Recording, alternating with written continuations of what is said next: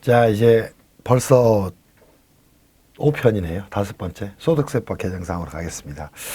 저도 무슨 래퍼도 아니고 이렇게 수업을 하고 있어서 웃깁니다. 그래도 뭐 여러분들한테 조금이나마 도움이 된다면 뼈를 갈아야죠. 소득세법 개정사항 좀 전체적으로 한번 체크를 좀 하겠습니다. 기본적으로는 첫 번째 내용이 있네요. 원천징수의 본점 일괄 납부 제도를 좀 개선을 했습니다. 과거에는 이제 원천징수에 대해서 본점에서 일괄 납부를 하기 위해서는 국세청장의 승인이 있었어야 됩니다. 참 멀죠. 국세청은 조직이 이렇게 행정청이 이렇게 나눠지죠.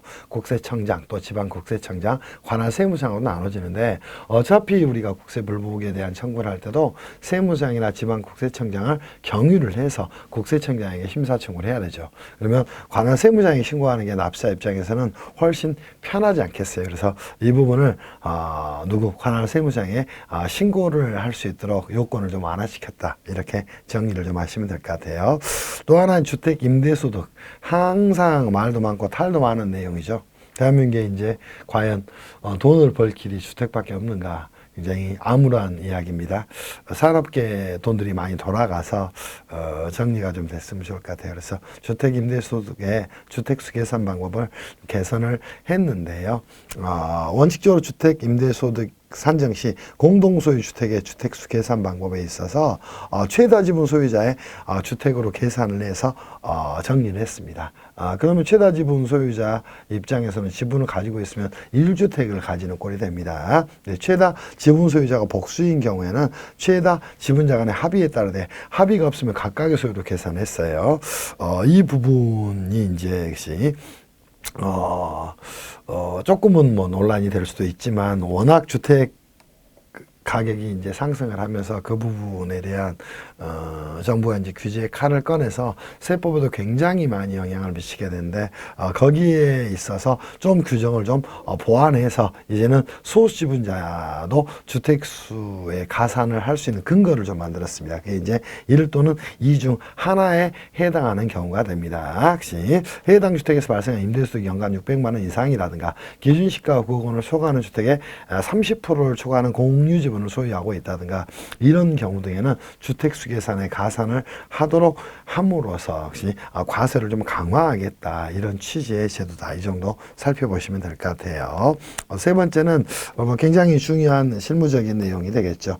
야간 근로수당 등이 비과세는 생산직 근로자의 요건을 좀 완화를 시켰습니다. 특히 이제 총급액 요건을 좀 완화시켰습니다. 과거에는 연간 직전 총급액이 2,500만 원 이하인 경우에만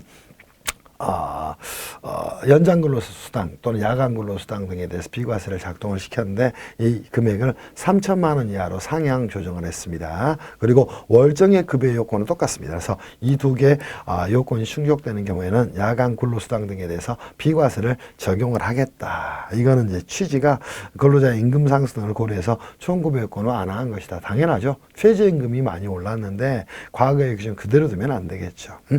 그런 취지다. 이렇게 좀 생각을 하시면 될 것 같아요. 그리고 네 번째입니다. 어업소득에 대한 비과세를 신설을 좀 했습니다. 농민보다 상대적으로 열악한 이제 처우를 좀 받았죠. 그래서 이 부분들은 여러분이 한번 읽어보시면 되지 않을까 싶어요. 그래서 어업소득에 대해서 비과세 신설 규정이 됐고 농어가 부업소득에서 어업소득을 제외를 하게 됐습니다. 왜냐하면 비과세를 신설을 했으니까 이 부분은 당연한 것이죠. 이 정도로 살펴보시면 되지 않을까 싶어요. 그리고 군인의 자격 유지훈련 수당에 대한 소득세 비과세를 좀 명확히 좀 했습니다. 항공수당이라든가 또는 함정근무수당 또 이런 것들에 대해서는 뭐 하겠다 비과세를 하겠다 혹시 정리를 좀 한 부분입니다. 군인들 뭐 고생하는데 당연히 이렇게 돼야 되겠죠. 자, 그리고 여섯 번째입니다. 뭐 중요한 내용이 될 수도 있을 것 같습니다. 기타 소득에서 선택적 분리과세 대상을 확대를 시켰습니다. 기타 소득 금액이 300만 원 이하인 경우에는 종합소득에 합산해서 과세할 수도 있고 선택적으로 분리과세를 통해서 과세를 종결할 수도 있었죠. 그 대상으로 계약금이 대체된 위약금이나 배상금이라든가 또 종업원 등 또는 대학 교직원이 근로와 관계없이 퇴직하거나 퇴직 후 지급받는 직무발명 보상금이 있죠. 그때 이제 500만 원 범위 내에서는 비과세가 작동이 되는데 그 초과 금액이 될 거예요. 이 경우에는 소득금액이 300만 원 이하가 된다면 뭐 선택적 분리과세를 적용할 수 있도록 길을 열어놨다. 이 정도 살펴보시면 되지 않을까 싶습니다. 그리고 처분이익 과세상 사업용 유형자산의 좀 범위를 조정을 좀 했습니다. 그래서 언제 건설기계가 이제 문제가 좀 됐던 것이요. 그래서 18년 1월 1일 이후 취득해서 양도한 경우에 한해서만 적용이 되는 것으로 하겠다. 이거는 이제 소급과세 금지 원칙과 충돌하는 문제를 해결하기 위해서 입법이 된 것으로 보여집니다. 이렇게 정리하시면 될 것 같아요. 그리고 이미 설명드렸던 내용이죠. 우리가 법인세법상 업무무관가지금의 범위에서 중소기업의 종업원이 주택 구입이나 임차 자금을 법인에서 이제 대여를 하게 됩니다. 그때는 가지금에서 제외를 했죠. 그로 인한 뭐가 됩니까? 이익은 근로소득에서 당연히 뭐 제외하도록 길을 열어놓은 거예요. 그래서 중소기업의 종업원의 주택 구입 임차 자금 대여 이익은 역시 근로소득에서 제외가 되는 것으로 정리를 좀 했습니다. 이렇게 정리를 하셔야 될 내용이고 굉장히 중요한 내용입니다. 그래서 이 정도로 보시도록 하겠습니다. 그리고 임원퇴직 소득 한도 축소를 통한 과세 합리화 제도를 개설을 했습니다. 그래서 임원퇴직금 지급 규정이 있는 경우는 지급 규정에 따라 작동을 시키는데 그때 지급 배수의 3배 범위 내에서 인정하던 걸 지급 배수 2배로 축소시켰다. 이 정도 보시면 되지 않을까 싶어요. 그리고 이제 해외 파견 임원의 퇴직금 한도액 계산을 합리화시켜서 총급여액의 범위에서 총급여액의 범위입니다. 범위에서 국외에서 지급받는 근로소득도 포함이 되는 것으로 정리를 했습니다. 왜냐하면 법문에서 과거에는 국내에서 과세하는 봉급, 급여 및 주총 결의에 따라 받는 상여든 근로소득이라고 이야기를 하다 보니까 꼭 국외에서 지급받는 근로소득은 포함되지 않는 것으로 오해할 소지가 있어서요. 논란이 좀 있었거든요. 그래서 이제는 국외에 지급받는 근로소득도 해외 파견 임원의 퇴직금 한도액 계산 시 포함이 된다. 총급여액에 이 정도로 살펴보시면 될 것 같아요. 또 퇴직소득 세액 정산 특례 대상을 좀 확대를 시켰는데 특별한 뭐 의미는 아닌 것으로 보입니다. 비정규직 근로자가 정규직으로 전환이 될 때도 당연히 뭐한다. 세액 정산에 대한 특례가 적용이 되는 것이다. 이 정도 보시면 될 것 같고요. 이미 설명을 했던 내용이죠. 법인세법에서 이미 봤던 내용입니다. 총수익 금액의 불산입되는 자산 수증이익의 범위를 조정을 했습니다. 똑같죠? 자, 총수익 금액의 불산입되는 자산 수증이익에서 뭐는 국고보조금 등은 제외하는 것으로 정리했어요. 이거는 어디하고 법인세법 규정과 세법 규정과 동일한 규정이다. 이렇게 좀 보시면 될 것 같습니다. 그리고 개인 사업자에 대한 업무용 자동차에 대해서 전용보험 가입 의무 규정을 신설을 좀 했습니다. 그래서 그 내용 한번 살펴보시기를 바랍니다. 모든 대상자가 대상은 되지 않고요. 성실신고 확인 대상자고 전문직 업종 사업자가 대상자가 됩니다. 저도 전문직이지만 요즘 전문직 어려운데 전문직은 무조건 들여오는 것 같아요. 돈 많이 번다는 이유인가요? 잘 모르겠습니다. 과세관청이 꼭 이래야 되는가는 싶어요. 전문직 중에도 수익 금액이 많은 분이 있고 적은 분들이 요즘 많이 있잖아요. 그래서 이 부분은 좀 더 정리를 좀 명확하게 좀 할 필요가 있지 않을까 싶어요. 전문직이 홍수시대입니다. 제 개인적인 생각입니다. 접대비 송금 불산입의 한도 상향 조정 어디 법인세법에서 봤던 것이죠. 중소기업의 경우 3,600만 원, 비중소기업의 경우는 1,200만 원. 특이한 점은 개인 사업자인데도 비중소기업이 들어가 있네요. 우리가 중소기업에 대한 정의는 중소기업 기본법하고 조세특례제한법에 정의를 하고 있는데 조세특례제한법의 중소기업은 업종 요건 또 규모 요건 또 소유와 경영의 독립성 요건 이 세 가지를 모두 충족한 법인으로서 소비성 서비스업은 제외하게 됩니다. 그러다 보니까 개인 사업자의 경우에도 비중소기업인 경우가 생겨날 수가 있어요. 예, 소비성 서비스업을 영위하는 경우에는 그런 취지에서 이렇게 정리했다. 법인세법 규정 참고를 하시고 그 취지만 설명을 좀 드리겠습니다. 또 15번도 어디하고 똑같아요. 법인세법과 똑같죠. 이월 기부금을 우선 필요금비에 산입하는 겁니다. 그래서 순서 적용이 이렇게 되는 거로 개정이 됐다. 이 부분이 이제 법인세법과 소득세법에서 동일하게 개정된 내용이다. 이렇게 생각하시면 될 것 같아요. 또 하나 현물 기부에 대한 법정 기부금 평가 방법을 개선했습니다. 그래서 우리 법인세법 규정은 그대로 뒀지만 소득세법에서는 기부금은 지정기부금이나 법정기부금이나 현물 기부하는 경우에는 뭐다? 시가와 장부가 액정 큰 금액을 법정 기부금 또는 시정 기부금으로 평가를 하는 것으로 정리를 좀 했습니다. 이거는 기부를 장려하기 위한 취지다 이렇게 정리하시면 될 것 같아요. 그 금액이 이제 커지게 되면 기부금으로 송금 산입이 될 수 있는 금액이 늘어나게 되다 보니까 이거는 기부금 장려하기 위한 취지다 이렇게 정리를 좀 하시면 될 것 같아요. 그리고 17번째죠. 서화 골동품 양도소득의 필요경비율을 좀 조정을 좀 했습니다.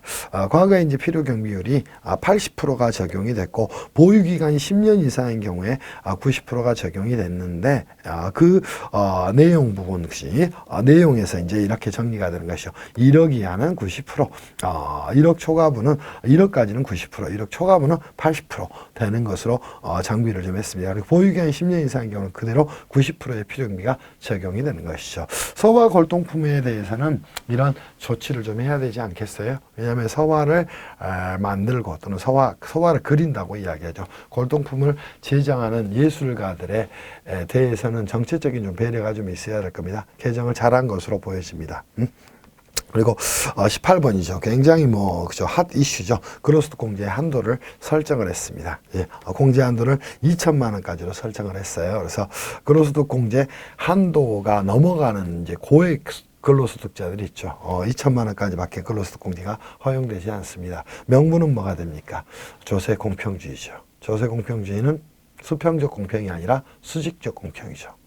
상대적으로 소득이 많은 분들은 당연히 상대적으로 많은 조세를 부담을 해야 되겠죠. 그래서 그 부분을 너무 서운해하지 않으셨으면 좋을 것 같아요. 그래서 근로소득 공제 한도가 2천만 원으로 정해지게 됐다. 이 정도 보시면 될 것 같습니다. 그리고 종합소득 공제 기본공제 대상이 되는 부양가족 범위를 좀 합리화를 좀 했습니다. 어느 경우에 직계존속이 재혼한 배우자를 직계존속의 사후에도 부양하는 경우에 포함하는 것으로 좀 정리를 좀 했습니다. 그래서 이런 부분 좀 정리하시고요. 보호기간이 연장된 위탁아동 시 포함이 됐습니다. 우리 세법은 굉장히 이 종합소득 기본공제 대상에 대해서는 민법이나 또는 공직선거법보다 여지를 많이 두고 있죠. 특이한 점은 아직도 20세 이하 이렇게 규정을 두고 있는 점이 우리 이제 다른 법률하고 좀 다른 규정이죠. 민법의 미성년자도 19세 미만자인데 여전히 세법은 놔두고 있습니다. 그거는 정책적인 배려가 아닌가 싶습니다. 이 정도로 정비를 좀 하겠습니다. 그리고 자녀세액공제 말도 많았죠. 그죠? 자녀세액공제 대상자에 이제 7세 미만의 취약 아동은 이제 아동수당을 받았습니다. 20만 원, 30만 원, 20만 원 정도가 되겠죠. 아동수당도 받으면서 자녀세액공제도 적용을 하다 보니까 이중의 혜택이 주어졌던 거예요. 우리 조세법에서 가장 싫어하는 건 이중과세입니다. 또 우리 이제 납세자 입장에서 이중의 혜택을 받는 걸 되게 싫어합니다.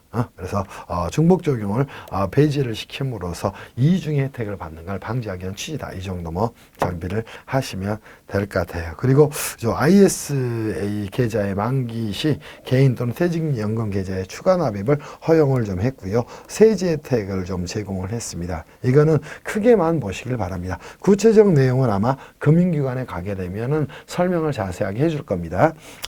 이제 저희들이 직접적으로 이걸 얼마가 된다 이런 이야기를 건건별로 할 내용은 아니고요. IS 계좌의 만기 시 개인 또는 퇴직연금 계좌에 추가 납입을 허용하도록 한 건 뭡니까?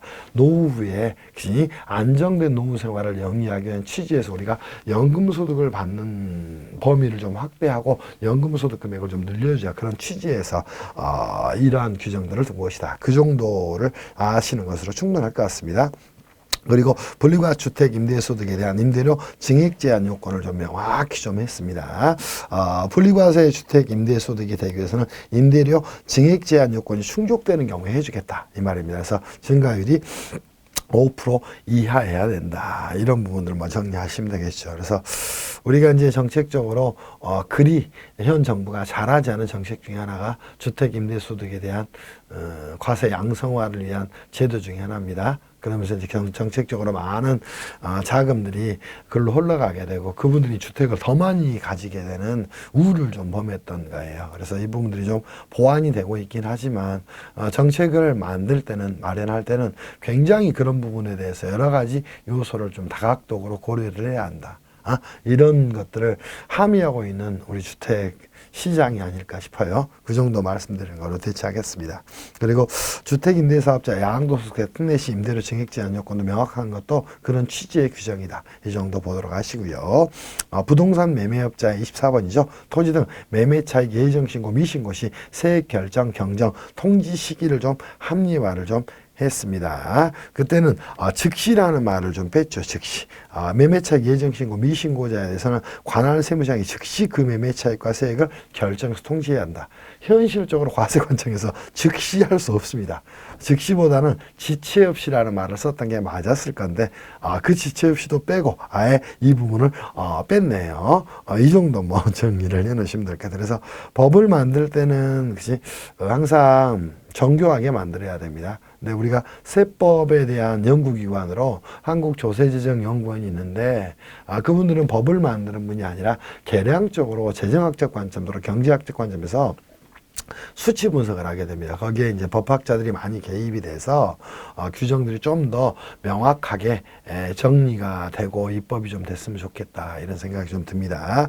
이 정도로 정리하겠습니다. 그리고 사실과 다른 계산서 발급 가산세 대상을 좀 확대를 좀 했다. 그래서 실거래 없이 수치한 등등등 이런 부분들을 여러분이 좀 정비하시면 될 것 같아요. 그리고 26번 계산서 등 발급 불성실 가산세 부과 대상 범위를 좀 조정을 한 거 가산세에 대한 규정에서 신설된 규정이 되겠죠. 그죠? 그래서 이 부분 한번 여러분들이 좀 살펴보시기 바랍니다. 그리고 27번 사업자의 기장 및 신고 의무 관련 수익금액 산정 기준을 좀 합리화한 부분이 좀 존재를 하게 되는데 이런 부분 여러분이 살펴보셔도 충분할 것 같아요. 그리고 주거용 건물 개발 공급업의 업종 구분을 좀 명확히 좀 했습니다. 그래서 건설업인지 부동산 개발 또는 공급업인지 이 부분이 이제 굉장히 논란이 좀 되죠. 왜냐하면 장부등이 없는 경우에 추계 이행 과세를 할 때는 어떤 업종을 영위하는가에 따라서 소득 금액이 굉장히 많이 달라지게 됩니다. 이게 명확하지 않게 되면 과세관청이 과세권 행사하면서 공권력의 남용 문제가 생겨날 수도 있어요. 또 과세권 행사하면서 명확성의 원칙에 위배될 소지가 있습니다. 또 헌법의 평등 원칙에 위배될 수가 있어요. 그래서 그 부분을 좀 보완했다. 이 정도로 대체를 하겠습니다. 그리고 29번 성실신고 확인자의 선임신고 제도를 폐지했습니다. 자, 과거에는 언제 성실신고 확인 대상자의 대상자가 되는 경우에 반드시 언제까지 4월 말일까지 성실신고 확인 대상자를 선정해서 과세관청에 관할 세무장에 신고하도록 강제했습니다. 근데 그러지 않더라도 어차피 세무대리인에게 신고를 할 수밖에 없기 때문에 이거는 선임 신고를 하도록 절차 요건까지 강화할 필요는 없었던 거예요. 그래서 성실신고 확인 선임 신고서에 대한 제출을 폐지를 좀 시켜서 납사의 편의를 좀 제고했다. 이 정도 정비를 좀 하시면 될 것 같아요. 또 30번에 일자리 안정자금에 대한 단순 경비를 대상자의 소득금의 계산 방식을 좀 개선한 부분이 좀 있고요. 31번 결손금 소득공개 환급금 환수 시 이자 상당액의 계산 방법을 좀 개선을 좀 했습니다. 그래서 항상 이자 상당액은 이렇게 초일분산이 원칙이 작동돼야 됩니다. 근데 예전에는 환급일부터 이런 말이 나왔어요. 말이 안 됩니다. 일수계산은 오전 0시부터 계산하지 않으면 민법의 규정이 준용되는 걸로 처리하는 게 합리적입니다. 그러면 초일은 산입하지 않아야 되겠죠. 그래서 환급세액 통지일의 다음 날부터 이게 훨씬 더 합리적인 방법이 되겠죠. 그래서 이 부분은 법에 맞게 개정이 된 내용이다. 이 정도 좀 보겠습니다. 그리고 30번 연금계좌 취급자의 연금 납입 정보 보유기간 규정을 신설한 것들은 여러분이 한번 살펴보시도록 하시고요. 또 33번은 의미가 있는 규정이죠. 현금용품 의무 발급 대상자를 확대를 했습니다. 그래서 이제는 기숙사나 고시원 운영업이라든가 독서실 운영업 또 두발 미용업 이런 데들도 전부 다 의복, 소매 혹시 이런 데들도 현금영수증 발급 의무 대상자로 현금영수증 발급을 누가 소비자가 요구하는 경우에 반드시 발급을 해야 됩니다. 그렇지 않은 경우에 과태료 등의 부담이 상당히 생길 수밖에 없을 거예요. 그래서 이 부분은 잘했습니다. 물론 국세청에서도 시간을 보고 혹시 두고 받겠죠. 이제는 해야 될 때가 됐다고 판단한 것으로 보여집니다. 이 정도로 보도록 하겠습니다. 그리고 예외 요건을 좀 신설을 하긴 했는데 너무 밀어붙이면 안 되니까 이 부분 규정을 뒀다. 뭐 이 정도 정리를 좀 하시면 될 것 같아요. 35번도 마찬가지입니다. 현금영수증 가맹점의 범위 및 가입 기한을 명확하게 하고 합리적으로 좀 정리를 했다. 그래서 의무 가입 기한을 좀 축소를 좀 시켜서 의무 가입 대상 해당 일에 다음 달부터 3개월 이내에 했던 걸 이제는 해당 일부터 30일로 뒀어요. 그래서 사업자가 되게 되면은 무조건 이제 현금영수증 의무 발급 가맹점 현금영수증 가맹점에 대한 신고를 좀 해야 될 거예요. 그 부분들은 이제 실무적으로 소규모 사업자들에게도 여러분들 세무대리인들 계시면 말씀을 좀 해주시면 좋을 것 같습니다. 이 정도 보시도록 하시고요. 계산서 합계표 제출 의무를 좀 완화를 좀 시켜놨습니다. 그래서 매입 매출처별 세금계산서 합계표 제출로 간주를 하는 경우에는 매입 매출처별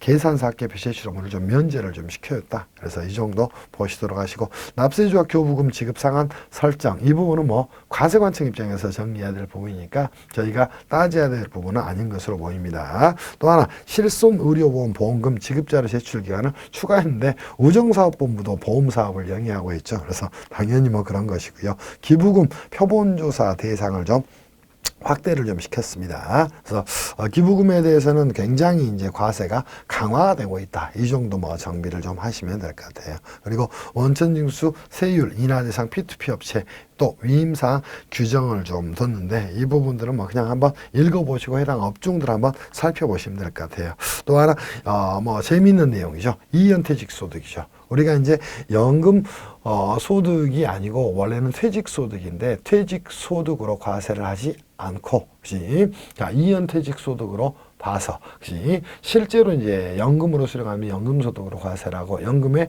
수령하게 되면 퇴직소득으로 과세하는 제도를 이연퇴직소득이라고 이야기를 하죠. 이때 이연퇴직소득을 장기 연금으로 수령하는 경우에 원천징수세율을 좀 인하를 시켰습니다. 노후생활의 안정화를 위한 취지다 이렇게 생각하시면 돼요. 그래서 과거에는 무조건 수령기한과 관계없이 퇴직소득세 70%를 원천징수를 했었는데 이제는 60%로 좀 완화를 시켜놨습니다.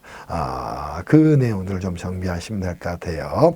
지금 명세서 제출 부담을 좀 완화시켜 놨습니다. 항상 10일까지였는데 말일까지로 완화된 부분. 이건 뭐 실무적으로 회계사무소나 세무사무소에서 뭐 직원들이 체크를 해줄 거니까 이 정도로 좀 정리하겠습니다.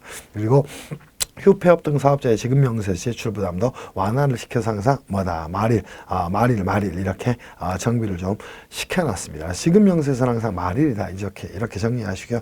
43번 근로소득 간이세액표를 조정을 좀 했습니다. 이거는 이제 고액소득자들이 되겠죠. 월 급여가 4,500만 원 초과하는 경우 또 그죠. 3,000만 원에서 4,500만 원을 초과하는 경우 이 구간들을 신설을 하게 됐습니다. 그래서 간이세액표에 의해서 작년에는 내가 실수령이 좀 많았는데 좀 줄었다. 이거는 간이세액표에 적용에 있어서 고액 근로소득자들이죠. 이 부분들 이제 간이세액으로 원천징수되는 부분이 좀 많아져서 그렇다. 그렇게 좀 보시면 될 것 같아요. 이 정도가 여러분이 보셔야 될 일반 소득세법의 개정 내용이다. 이 정도로 정비를 좀 하겠습니다. 전체적으로 뭐 정리한다면 소득세법에서는 뭐 가장 크게 정비된 부분이 특별하게 별로 없죠. 소득세법에서는. 첫 번째 가장 큰 게 중소기업의 종업원의 주택 구입 또는 임차자금 대여 이익에 대해서 근로소득세가 과세가 되지 않는 거 개정된 거. 제 눈에는 그게 이제 가장 크게 보입니다. 그리고 기부금 공제는 법인세법하고 똑같이 2월 공제액 먼저 공제하고 그 다음에 당해 사업연도분 공제하는 것이다. 정리하시고 그 다음에 뭐 정리될 부분이 있다면 뭐 ISA 연금계좌 또 이연퇴직소득의 연금수령 시 10년 초과분에 대해서는 원천징수세율을 좀 완화시켰다. 이 정도가 주된 내용이 되지 않을까 싶어요. 나머지는 뭐 지급명세 제출이라든가 이런 내용이니까 특별하게 과세 소득에 대해서 또는 세액에 대해서 영향을 미치는 사항 크게 없는 것으로 판단이 됩니다. 이 정도로 정비하겠습니다.